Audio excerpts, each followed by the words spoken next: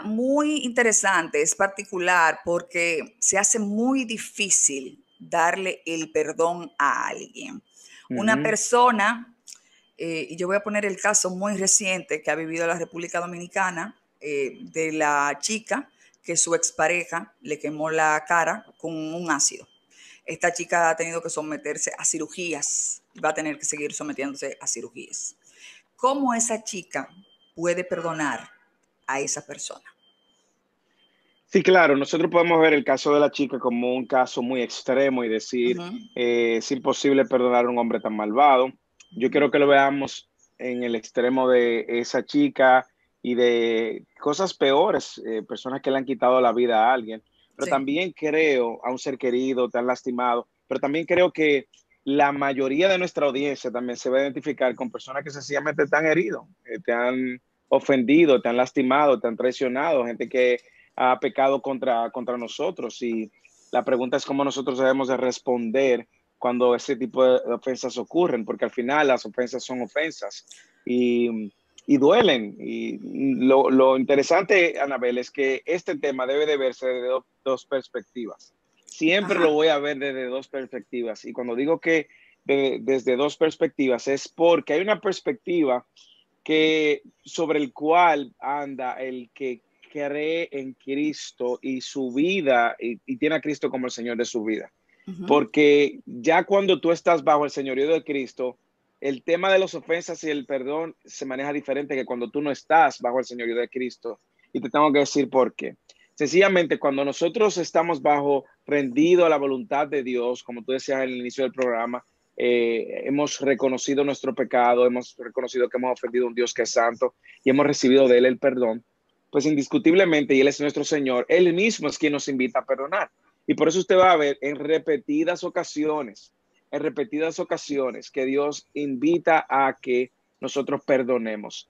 En el caso de Efesios 4:32, yo creo que tú lo tienes a mano. sí, claro. Aquí lo Por favor, tengo. tú lo tienes. Recuerde que este tipo de instrucción que usted va a encontrar en la Biblia son para creyentes. Porque Ok. y por eso tengo que hacer la distinción. Probablemente mucha gente está escuchando el programa y de seguro ha estado y ha sido ofendido por alguien y guarda a alguien en su corazón. Bueno, déjeme aclarar y más adelante voy a decir la manera como usted va a poder entrar en un proceso de perdón. ¿Qué dice Efesios 4:32? Más bien, sean bondadosos y compasivos unos con otros y perdónense mutuamente, así como Dios los perdonó a ustedes en Cristo. Ok, yo creo que aquí ese texto expresa muy claramente lo que quiero decir con todo aquel que está en Cristo. El que está en Cristo, perdonar no es opcional, es un mandato. Es un mandato. O sea, si tú eres un cristiano, seguidor de Cristo, si tú has sido um, alcanzado por Él y vives ahora a la luz de la verdad de quién es Él y lo que Él ha hecho en tu vida, pues perdonar no es opcional, es un mandato. Tú lo vas a encontrar varias veces en la Escritura. De hecho, Colosenses capítulo 3:13 dice, sopórtense unos a otros, incluso dice, y perdónense los unos a los otros si alguno tiene queja uno con nosotros. Es un ejercicio continuo del creyente. ¿Cuál es la razón que el texto de Efesios 4:32 da? Si tú lo puedes leer otra vez, ¿cuál es la razón que tú encuentras en el texto por el cual el que ha sido ofendido debe de perdonar? Porque Dios lo perdonó a ustedes en Cristo, porque Cristo murió por nosotros en una cruz. Es lo que yo Exactamente. entiendo. Hiciste un acercamiento muy claro y muy preciso al texto.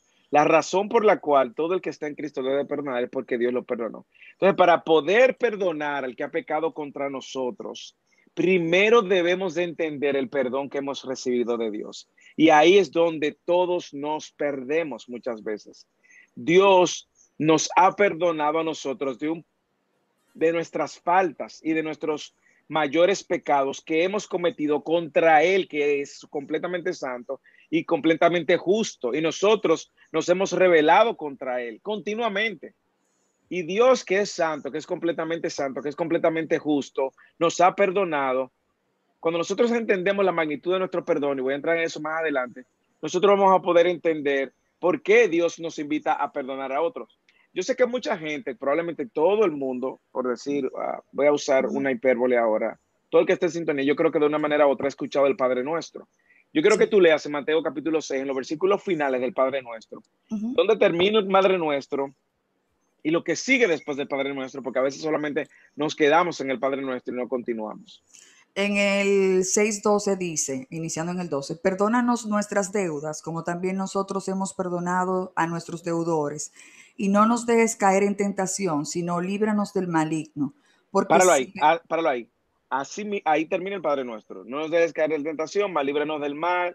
Amén. Amén. Ajá. Pero el versículo anterior, antes de despedir el Padre Nuestro, dice, perdona nuestras ofensas, nuestros pecados, Ajá. así como nosotros perdonamos a quienes A, nos nosotros- ofenden. a nuestros deudores. Ajá. Eso Entonces, depende de si la tú, traducción de la Biblia, sí. exactamente, si tú llevas eso al plano, claro, y cuando habla de deudor es ofensa, porque ¿cuál es Ujú, la deuda que nosotros tenemos contra Dios? Es justamente que hemos ofendido a Dios y por ujú. eso estamos pidiendo perdón. Si nosotros llevamos esto al plano de la realidad, nos vamos a dar cuenta que todo el mundo quiere que Dios le perdone. Todo el mundo quiere que Dios le perdone todo el pecado que ha Ujú. cometido. Todo el mundo quiere Bueno, que... Ujú. aquel que cree en Dios, porque hay Sí, aquel, personas que no creen y no le importa. exacto, y son indiferentes a eso, pero que muchas Ujú. veces, cuando se ven a la hora de la verdad o se ven cerca de la muerte, aún el que no cree en Dios empieza a decir, ay Dios mío, Le hacen una pregunta muy ayúdame. interesante. Rosana, que está en Uruguay, dice, pregunta, pastor, cuando uno perdona de corazón, ¿es cuando se olvida la falta ocurrida? Eso lo vamos a ver, lo vamos a ver más adelante. No quiero, voy a responder eso, porque Ujú, no necesariamente uno olvida lo que sucedió, sino que ve lo que sucedió diferente luego de que ha sido perdonado. Pero yo quiero que volvamos al tema del Padre Nuestro, porque todo el mundo ve el Padre Nuestro como una oración religiosa, una oración a veces creen que es mágica. De hecho, la iglesia tradicional te dice para absolverte de tus pecados, ujú. reza tantas veces el Padre Nuestro, dependiendo de la magnitud del pecado, como si el Padre Nuestro en sí mismo tuviera la capacidad de perdonarte. Pero eso es otro tema. Quien perdona es Dios, a quien hemos ofendido es a Dios. Pero cuando estamos en el ejercicio de esa oración, queremos que Dios nos perdone, pero queremos que Dios nos perdone, pero no vemos la continuidad del tema, es que dice, así como nosotros perdonamos. O sea, mientras nosotros, si lo fuéramos a parafrasear, estamos perdonando continuamente a los que nos ofenden. Gracias porque tú nos has perdonado. Ahora, luego el Padre Nuestro termina. ¿Y cómo sigue el versículo que dice? Líbranos de mal, Di- no nos dejes caer en di- tentación, mas líbranos del mal. Amén. Dice ¿Cómo aquí en el continúa? 14, porque si perdonan a otros sus ofensas, también los perdonará a ustedes su Padre Celestial. Pero si no perdonan a otros sus ofensas, tampoco su Padre les perdonará a ustedes las suyas. La gente muchas veces omite esa parte porque nada más lee hasta donde termina el Padre Nuestro. Y no ve aquí una realidad del ejercicio del perdón. Y básicamente no está diciendo que porque tú perdones, tú vas a ser graciado con la salvación. No, no, no, no, porque sería por obras. Lo que está diciendo básicamente es que una persona que ha sido perdonado por Dios está llamada también a perdonar a quien los ofende, a quienes les ofende. Y no Ujú. sé si tú puedes darte cuenta de la diferencia. Sí, Entonces, claro. cuando nosotros leemos la Biblia y leemos toda la escritura, usted va a ver, por ejemplo, Isaías 1:18, que dice, estemos a cuenta, si vuestros pecados fueren como la grana, que era algo bien oscuro, como la nieve serán emblanquecidos, si fueren rojos como el carmesí, vendrán a ser blancos como la lana. También Isaías capítulo 43:25, yo soy el que borro tus rebeliones, por amor a mí mismo, dice, yo no me acordaré de tus pecados. Entonces nosotros vamos a ver que Dios primero es un Dios perdonador, pero no hay manera, Anabel, de ejercitar el perdón si nosotros no entendemos la magnitud de cómo hemos ofendido a Dios y no entendemos la magnitud de lo que hemos recibido de parte de Dios. La Biblia dice que Dios no se acuerda de nuestras maldades, jamás. O sea, el pecado cuando ha sido perdonado por Dios, Dios no está en un recelo guardándotela y esperándote para cobrarte. Lo que hace que el evangelio, la buena noticia del evangelio y la obra de Cristo en la cruz sea grande es que todo lo que nosotros habíamos hecho en contra de Dios por medio de nuestro pecado ha sido clavado en la cruz y perdonado por Cristo eternamente para aquellos que están en Cristo. Y por eso hago la distinción, porque el que no está en Cristo no ha entendido primero que ha ofendido a Dios y segundo no ha entendido su necesidad de perdón y no ha entendido la magnitud del perdón. Entonces, cuando yo miro mi pecado y cómo yo he ofendido a un Dios santo y he recibido el perdón, cuando alguien me ofende, ¿soy yo acaso mejor que Dios? Por más grave que sea la magnitud de esa ofensa, me va a doler, claro. No quiero ser insensible, no quiero decir que las ofensas no son dolorosas, no quiero decir que las heridas no son dolorosas, no quiero decir que las traiciones no son dolorosas, no quiero decir que los falsos testimonios que se levantan a veces en contra de uno no son dolorosos. Lo son, pero si yo estoy en Cristo, perdonado, Cristo siendo Dios, me perdonó a mí, yo no soy Dios y estoy llamado a perdonar. Entonces, el primer paso para una persona es que debe de reconocer la magnitud de la ofensa que ha cometido contra Dios y debe de dar el paso en fe entonces a perdonar a aquellos que lo han ofendido. Ok, pregunta, Continúa. hermano. Yo he escuchado, no sé si está en la Biblia, usted me corrige, no sé, que el perdón, o sea, ya el que es cristiano, tú debes perdonar aunque esa persona no se merezca el perdón, porque aparte de que Dios manda a perdonar, también te ayuda a sanar a ti. ¿Está Sí, yo algún creo. referente en la Biblia de eso?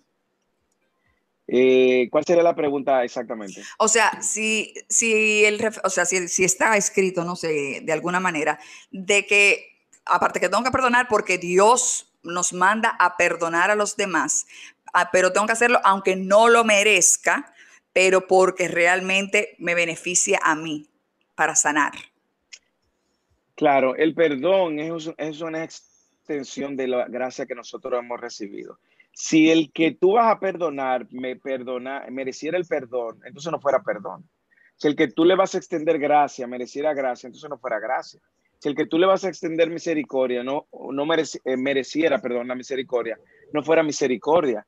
El ejercicio del perdón al ofensor está basado en la obediencia y por amor a Cristo y seguir adelante en tu vida. Claro, te va a sanar, claro que te va a sanar, claro que te va a sanar. Y yo te lo he dicho, lo puedo hablar por mi experiencia personal, pero mi experiencia no es el estándar. Claro que va a sanar, porque lo que pasa cuando tú no perdonas es lo siguiente. Es como que tú te tomes un veneno, tú te tomas el veneno esperando que el que te ofendió se muera. Entonces yo me estoy tomando un veneno, me está haciendo daño a mí, pero yo espero que el que se muera es el ofensor. Exacto. Y no es así. Cuando yo perdono, yo estoy justamente también sacando la impureza que produce la falta de perdón, que trae consigo que odio, amargura, raíz de amargura, resentimiento. Y si tú te das cuenta, todo eso es lo que te esclaviza, todo eso es lo que te llevan a una vida de amargura, te llevan a una vida de infelicidad, porque tú retienes eso. Y si tú haces un análisis más profundo de por qué nosotros nos perdonamos, vamos a encontrar, y es la raíz de todo eso está en el orgullo. Es que yo digo, ¿cómo me lo hicieron a mí? ¿Por qué me lo hicieron a mí? Y yo llego a pensar que yo no era digno de que eso me lo merecieran y hago de mí el centro de las cosas. Y cuando tú haces de ti el centro de las cosas, indiscutiblemente, tú te vas a sentir que que esa persona no merece perdón, porque tú eras tan bueno, tú eras tan santo, tan justo, que lo que te hicieron fue injustamente y por lo tanto no mereces perdonar. Entonces al final te envenenas, te enfermas y cargas tú con toda la amargura. Hermano, le preguntan que, que lo que la mayoría de la gente dice, que el que perdona no olvida. ¿Qué pasa con eso? Bueno, esa es una frase popular. Yo no creo que necesariamente sea bíblica. Ahora, yo Dice creo Nelson que que sí, muchas veces, pastor, que debe aclararlo, lo de olvidar plus lo de perdonar, por favor. ok, cuando tú perdonas, el ejercicio de perdón primero es un ejercicio de obediencia a Dios, porque primero Dios te manda a perdonar cuando tú fuiste perdonado por Dios. Segundo, el perdón es un ejercicio de sanidad. Tú te vas a sanar tu corazón y tu alma al no cargar con esa mochila pesada. Y tercero, el de olvidar es un aspecto, eh, yo no creo que tú olvidas. Lo que pasa es que la connotación de la frase, el que perdona pero no olvida, es que aún guarda algo en contra de esa persona. Pero hay personas que te van a haber herido, te van a ofendido, van a haber marcado tu vida y tú no vas a olvidar lo que te hicieron. Sin embargo, la manera como tú ves a esa persona y ves el hecho es diferente. Tú no lo ves, tú no te acuerdas, tú ves a esa persona, incluso hasta cambia, tú piensas ver a la persona con compasión, tú piensas ver a la persona con como miserables cuando son personas que están en un ejercicio continuo de perdón. Vamos a pensar en falsos testimonios, personas que viven inventándose historias para dañar la imagen de otro. Tú terminas viendo a esa gente como un infeliz, tú terminas viendo a esa gente como, o sea, cuando tú perdonas, Con a la luz de lástima. lo que Dios lo termina viendo con lástima, te das cuenta que es un miserable. Imagínate, quiero ser muy sensible porque hay personas que han pasado por traumas muy difíciles, una persona que ha sido abusada sexualmente. Eh, Eso le va a marcar la vida, le pudo haber cambiado en la trayectoria Todo. de su vida, incluso más aún. Hay personas que le ha cambiado hasta su preferencia sexual el haber sido abusado sexualmente. Y muchas veces, cuando hablamos del perdón a ese tipo de faltas, es el ejercicio de no guardar en mi corazón un odio que sí ya es pecado, un resentimiento que sí ya es pecado y una amargura que sí ya es pecado. Entonces, ahí es donde está la distinción. Yo voy a acordarme del hecho como un algo lamentable, algo doloroso, pero en mi corazón guardar el odio, el resentimiento, la amargura, es yo vivir enfermo y envenenados por eso. Dice Marilyn, dice, para perdonar de corazón debes recordar sin rencor ni dolor. Sí, yo creo que es coherente, aunque creo que no es algo mágico. Yo creo que hay heridas que van a ir sanando. Creo que hay heridas que son, por ejemplo, en el matrimonio donde hay mucha infidelidad, que muchas veces hay infidelidad. A veces el perdón es un ejercicio que lleva consigo la construcción de la confianza otra vez, para que un matrimonio pueda restablecerse. Nosotros vamos a ver que el perdón lleva consigo un genuino, una genuina extensión de gracia y de dar una oportunidad. Estoy hablando ya en el marco del matrimonio, de una relación. Eh, pero la verdad es que cuando nosotros entendemos, y quiero ir al punto otra vez, cuando entendemos la magnitud de nuestro pecado y la magnitud de lo cual hemos ofendido a Dios, pues entonces vamos a ser más sensibles en extender gracia y perdón al otro, porque hemos recibido un perdón eterno, hemos recibido el perdón de nuestros pecados eternamente. Sin embargo, y quiero traer ahora el otro lado de la moneda, el que no está en Cristo y está escuchando este programa, se encuentra en una posición hostil ante Espérese. Dios. Tiene que explicar cómo una gente no está en Cristo, que cree que tal vez está en Cristo, pero no lo está. Déjame decir que no está en Cristo por tú ir a misa toda la semana. Eso no es una garantía de eso. Incluso por ir a la iglesia toda la semana. Eso no es garantía de eso. No, por tú hacer buenas obras. Eso no es garantía de eso. Por tú creerte mejor que otros. Eso no es garantía de eso. Estar en Cristo es el tener el nuevo nacimiento y la salvación que solamente Él da a aquellos que reconocen su necesidad de un Salvador y su necesidad de perdón. Aquellos ¿Y que qué es eso? reconocen, bueno, usted debe de saber que usted ha violado a cualquier mandamiento de Dios. Y un solo mandamiento de Dios es una rebelión contra Dios. La Biblia te describe, no yo, pero la Biblia te describe como hijo de desobediencia. Más aún, voy a usar una palabra un poco fuerte, pero no es mía, Dele, es de hermano, la dele. Biblia. La Biblia te describe como hijo del diablo. El que no es hijo de Dios es hijo Espérese del que diablo, dice la Biblia. hasta se frizó Hijo de esto. ira. La ira Wow. de Dios está...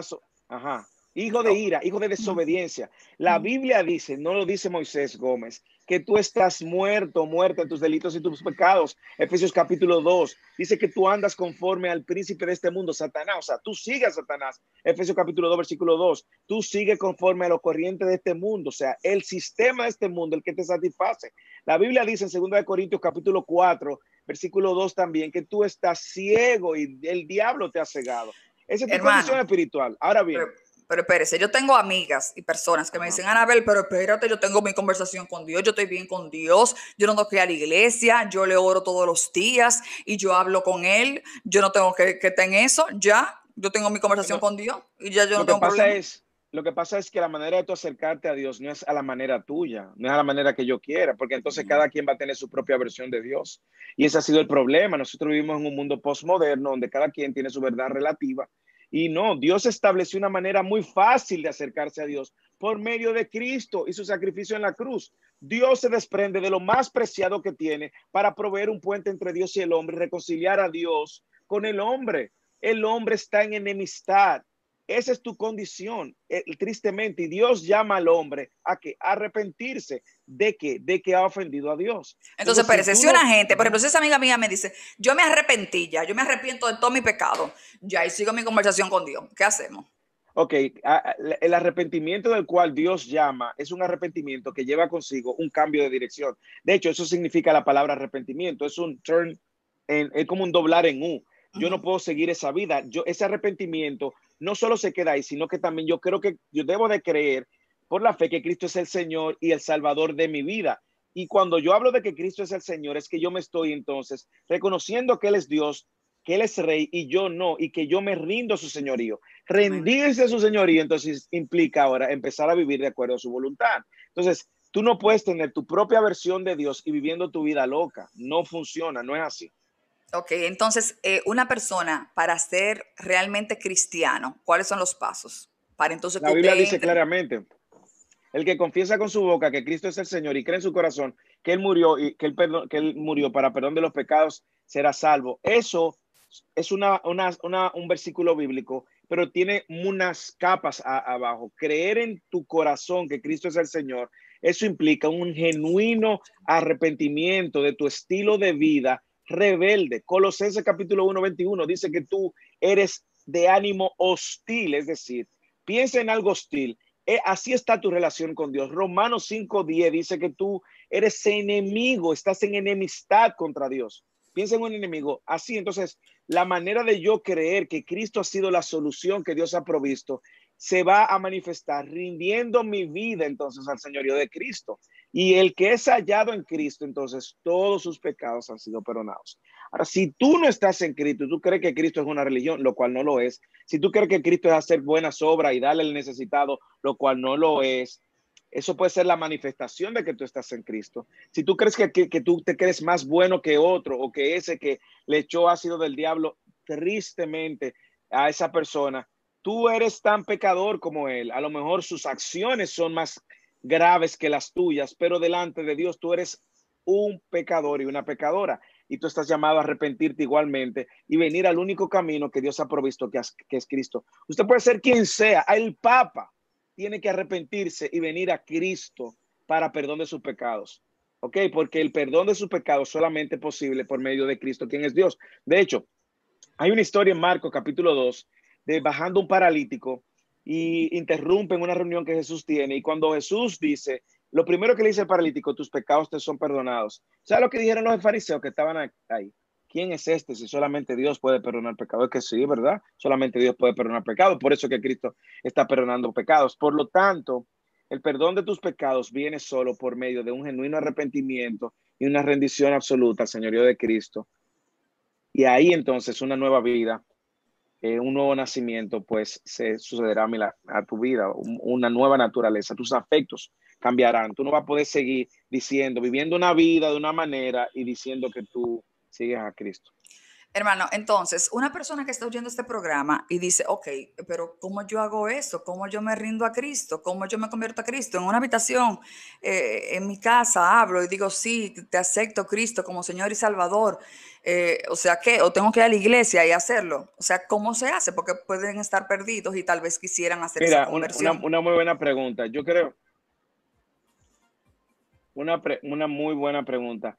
Usted puede estar ahora mismo manejando y detener el vehículo a un lado. Usted puede estar en su oficina y apartarse un minuto. Y lo único que usted tiene que venir es con un corazón humilde.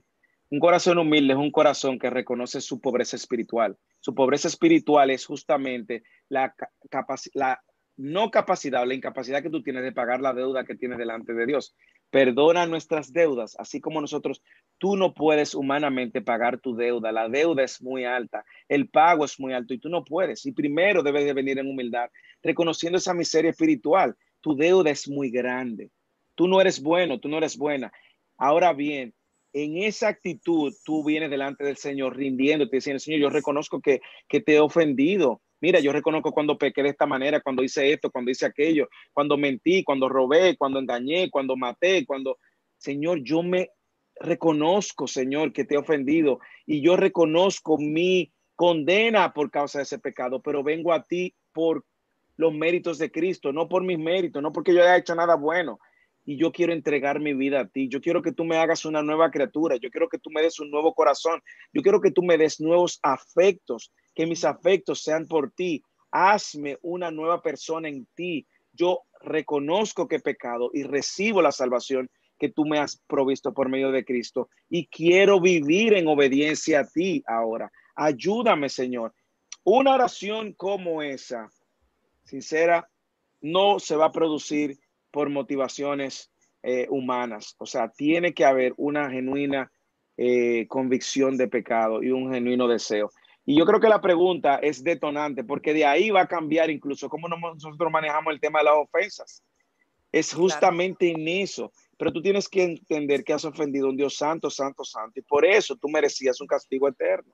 Y Dios envió a su Hijo en la cruz a morir por tus pecados. De manera que ahora, rindiendo tu vida a Cristo, todos tus pecados sean perdonados. Y esa es la buena noticia. Las demás religiones te van a decir, haz esto, para ganarte el favor de Dios. El cristianismo, Cristo dice, ya está listo, ya está hecho, está pago. De hecho, la última palabra que Jesús usó en la cruz fue una palabra griega que dice tetelestai, que significa significa consumado. consumado es, it is finished en inglés. Y es una palabra que se usaba justamente cuando alguien terminaba de pagar una deuda que tenía. Esa era la palabra en el mercado, tetelestai, ya está paga, la deuda está paga. Y lo último que Cristo pronunció justamente fue por eso. Me hace pensar incluso en este texto de Colosenses, capítulo 2, donde en Colosenses nosotros encontramos justamente lo que sucede en la obra de la cruz. Dice, versículo 14, me gusta desde el 13, cuando estabais muertos en vuestros delitos. Ve que la condición antes de Ujú. Cristo es estar muerto. Cuando estabas muerto en vuestros delitos y en la circuncisión de vuestra carne, os dio vida. Tiene que darte la vida, tiene que suceder ese milagro en ti. Nos dio vida juntamente con Él, habiendo perdonado todos los delitos y habiendo cancelado el documento de deuda que consistían en decretos, en algo legal, decretos contra nosotros y que nos eran adversos, y lo ha quitado de en medio clavándolo en una cruz. Esa es la buena noticia. Cristo removió, Anabel, tus pecados, mis pecados que eran adversos a Dios, clavándolo en la cruz. Cuando Cristo fue a la cruz, así lo hizo. Ahora imagínate por un momento cómo Dios se siente cuando el ser humano quiere reemplazar lo que Dios ha provisto para salvarnos. Oye, yo doy lo mejor para salvar lo peor y tú me rechazas eso y tú te quieres crear tu propia versión de Dios. Tú quieres tener tu Dios customizado, tú quieres tener tu propia versión de religión, tú quieres tener tu propia idea de quién es Dios. No, no, el camino está fácil. Lo que pasa es que no queremos someternos al señorío de Cristo y queremos vivir siendo nosotros nuestros propios dioses, siendo idólatras de nosotros mismos. Y no queremos someternos a... ¿Por qué la gente, Anabel, está creando su propia versión de Dios? Porque la gente no quiere que le digan que tiene que someterse a Dios. No quieren obedecer, no quieren un señor, quieren ser los propios directores de la orquesta de su vida. Bueno, hay una realidad y es que hay pecados adversos a ese Dios. Y esos pecados no se han removido. Tú puedes hacer cualquier tipo de oración, de cualquier tipo, pero si tú no estás en Cristo, esas oraciones se quedan cortas. Entonces, hermano, en el caso de las personas que, por ejemplo, aceptaron a Dios pero no se congregan, la palabra manda a congregarse. ¿Qué pasa con eso? Uh -huh. Mira, muy buen punto, justamente porque y yo entiendo que mucha gente no se congrega por temor, porque malas experiencias, Sí, porque muchas personas entendieron que no tuvieron una buena experiencia en una iglesia, porque ese pastor hizo lo malo, el cura hizo algo malo, y hemos hecho de mi experiencia entonces la regla que establezca la regla del juego. Tu experiencia, buena o mala, no establece la regla del juego. Dios manda a congregarnos. En Hebreos él dice, no dejen de congregarse como muchos tienen por costumbre. ¿Por qué yo me congrego? Porque yo a ese Dios a quien yo he reconocido que ese Dios y es que mi Señor, a ese Dios yo me reúno a adorarle y no a poner la mirada en otros hombres pecadores que están al lado mío en la iglesia, porque si hago eso, esa gente me va a fallar. El que está ahí es igual que tú de pecador, igual que tú necesidad del Salvador y de perdón. No, yo vengo a adorar a un Dios y a ser edificados ahora por la palabra de Dios y por la comunidad de los hermanos. Por eso yo vengo a la iglesia y Dios quiere que nosotros, la vida cristiana de fe, no se viva como llaneros solitarios, sino que se viva en comunidad. Y esa comunidad son tus hermanos en la fe, son tu familia espiritual, así como tú tienes tu familia sanguínea, esos son tus hermanos que te van a ayudar para cualquier problema que tú tengas, que te pueden entender espiritualmente. Y no Y significa que no haya dentro de la iglesia personas que te causen dolor o que te claro, fallen, o lo claro. va a encontrar, porque muchos a veces no son creyentes y otros porque son inmaduros en la fe. Pero tu mirada debe estar puesta en el que te extendió el perdón, la gracia en Cristo. Y además también las personas crean de los pastores unos ídolos y entienden que los pastores son Dios y tienen que quitarse eso de la cabeza porque también el pastor puede fallar. Y Sí, es así es. importante que lo sepan. Eso es bueno que lo sepamos. Quien no va a fallar va a ser Cristo. Yo creo que el tema del perdón es uno de los temas más importantes en la vida de el ser humano, en la humanidad. ¿Por qué? Porque diariamente nos vemos ante la realidad de ser ofendidos o de haber ofendido. Y no quiero terminar el programa sin Ujú. antes hacer tres invitaciones. Una invitación a todo aquel que ha sido ofendido. Si tú has sido ofendido, perdona, saca de ti el veneno, pero perdona en la base del entendimiento de lo que Dios hizo por ti, de lo que Cristo hizo por ti, que perdonó tus pecados y que vino para salvarte. Segundo, que si tú fuiste el que perdonaste, pide perdón. Pide perdón, acércate donde la persona, ten la humildad suficiente de reconocer que le hiciste daño a alguien y restaure esa relación. Y tercero, si tú no estás en Cristo, sería un crimen cerrar este programa sin invitarte a que abras tu corazón a Cristo, abras tus oídos a Cristo y que rindas tu vida a Cristo. Te voy a decir algo, este tipo de temas no es popular. Este tipo de tema la gente no lo quiere oír, pero es el tema que la gente necesita oír. Y en ese sentido yo te quiero dar gracias una vez más, Anabel, y felicitarte por atreverte a traer este tema a pesar de que esto pueda afectar tus ratings. Al final, nosotros sabemos que le servimos a Dios, creemos a Dios y vivimos para la gloria de Dios. Amén, así es. No importa lo que pueda afectar, porque al final mi vida yo decidí entregársela a Cristo y Él es quien da y quien quita. O sea que Amén. vivimos sin miedo a nada. Gracias, hermano, por traer la palabra, por ayudar a Siempre. nuestros oyentes, aquellos que hicieron preguntas. Este programa estará en el canal de YouTube Anabel Alberto, así que ya lo saben. Muchísimas gracias, hermano. Nos vamos a la Bendiciones. nos vamos a la publicidad y en breve retornamos con más.